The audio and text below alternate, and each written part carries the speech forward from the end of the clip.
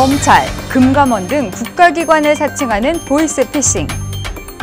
안심 전환대출 받을 수 있게 신용등급을 올려주겠다며 최근엔 메르스까지 악용하고 있습니다. 안심 전환 대출이나 메르스 환자 지원금을 빙자하는 등 국가기관이나 주요 정책을 범죄에 이용함으로써 정부에 대한 신뢰를 떨어뜨리고 서민에게는 심각한 피해를 야기하고 있습니다.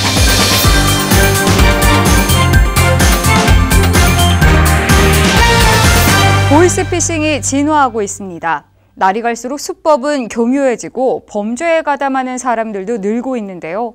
검찰은 지난 6월 18일부터 보이스피싱 사범에 대해 강화된 구형 기준을 시행하고 있습니다. 인터넷상의 생활정보지를 통해 점포를 양도하려는 영세 자영업자들을 상대로 점포 양도를 중개할 것처럼 속이고 총 37억 원을 편취한 사건. 이로 말미암아 피해자들은 전 재산을 잃고 알코올 중독자가 되거나 자살을 기도하는 등 심각한 상황에 처했습니다. 법원은 이들에게 조직 내에서 맡은 역할에 따라 징역 1년에 집행유예 3년부터 징역 7년 6월까지 선고했습니다. 그동안 범정부 차원에서 보이스피싱 사범에 대한 단속을 계속 해오고 있었습니다. 그럼에도 불구하고 이 검찰이나 금감원, 국가기관을 사칭하거나 그 메르스 환자 지원금, 그 안심전환 대출 같은 국가 정책을 빙자하는 그 보이스피싱까지 등장하는 등 이러한 보이스피싱 사범을 엄단을 하기 위해서 구형을 대폭 강화하게 된 것입니다. 범정부 차원의 서민생활 침해 사범에 대한 단속 강화에도 불구하고 보이스피싱 피해는 지속적으로 증가하고 있습니다. 따라서 강화된 구형 기준을 마련해 일관되게 적용, 선고형에 반영되도록 함으로써 보이스피싱 범죄를 억제할 수 있는 수단을 강구하게 된 것입니다.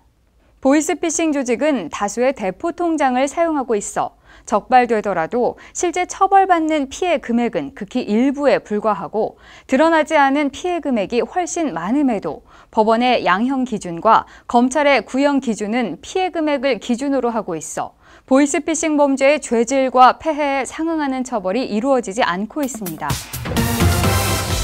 2014년 1월부터 올 6월까지 이뤄진 보이스피싱에 대한 선고 7건을 살펴보면 보이스피싱 총책의 경우 검찰 구형은 7년에서 15년, 법원은 2년 2월에서 10년형을 선고했습니다.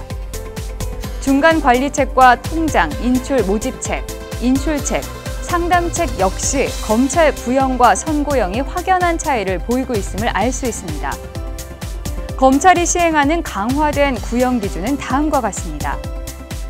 보이스피싱 총책은 사기죄 법정 최고형인 징역 10년 이상 구형하고 피해 금액에 따라 경합법 가중 한도인 징역 15년까지 가중 구형합니다. 징역 15년 이상 구형이 필요한 중한 범죄는 특정경제범죄 가중처벌 등에 관한 법률을 적용해 무기징역까지 구형할 수 있습니다. 단순 가담자라 하더라도 징역 5년 이상이 구형되며 실질적 역할에 따라 판단해 중간관리책은 징역 7년 이상 구형합니다. 피해 금액과 가담 정도에 따라 최고 징역 15년까지도 가능합니다.